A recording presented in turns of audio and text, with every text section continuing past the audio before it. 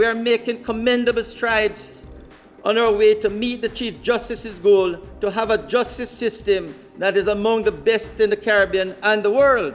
And 2021 witnessed the imprint of those strides as government judiciously manned the continuous turning of the wheels of justice in Jamaica, where not even a prolonged pandemic could disrupt its flow.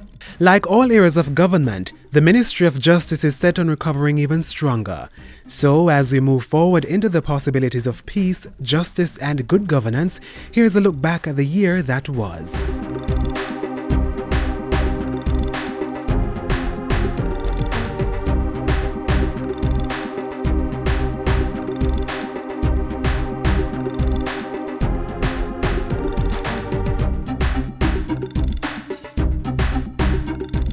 We are now improving the justice environment.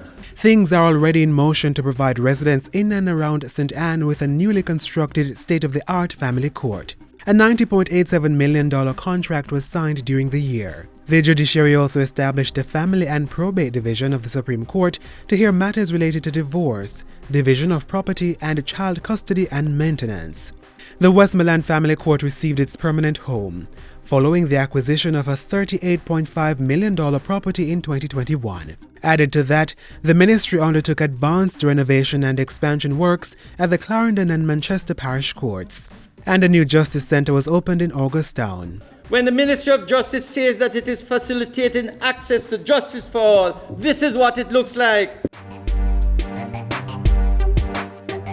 Last year, the judiciary was expanded with over 30 judges sworn into higher office. A commission consisting of senior judges was also established to improve the leadership and management of parish courts across the island. Madam Speaker, there's an area that I have given a lot of attention to, and that is the training and empowerment of justices of the peace, and also to increase the number of notary public.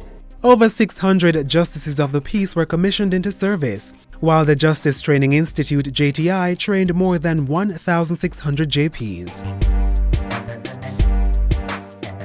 During a major crisis, such as the COVID-19, the courts have shown great resilience and have actually improved their output and productivity. The judiciary recorded a significant reduction in case backlog across the court system, with the gun court becoming up to date with all cases last year. The gun court, many will be pleased to know, is our first court that has actually met international standards. The Revenue Court is also completely backlog-free by the end of October 2021, and the case clearance rates in the parish courts recorded a significant increase. And that is consistent with the best performing courts globally.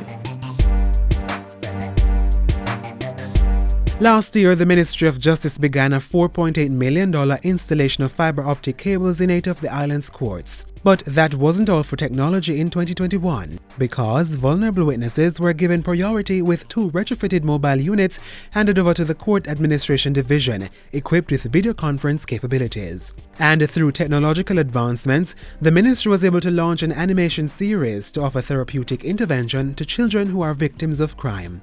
The Ministry of Justice has been giving ongoing support to the courts, equipping them with the modern infrastructure and the technology necessary to conduct business efficiently. As must happen in the halls of justice, important bills were taken to Parliament last year. The Senate passed the Judicature Appellate Jurisdiction Amendment Act 2021 and the Judicature Parish Courts Amendment Act 2021. So the prosecution in criminal matters now have the right to appeal the verdicts handed down by the parish and higher courts. A bill was also passed to validate payments made to legal aid lawyers. Their fees increased to the equivalent of 15 to 25% of those for private lawyers. And the Justice Minister tabled a bill to amend the Extradition Act to allow for the admission of certain certified documents in extradition proceedings. Court efficiency, easy access to justice services, and the timely delivery of justice are the hallmarks of a first-class justice system. We have taken the first steps towards these objectives. So, as the Ministry of Justice continues to take those steps towards a world-class justice system, what's even more promising is that the best is yet to come.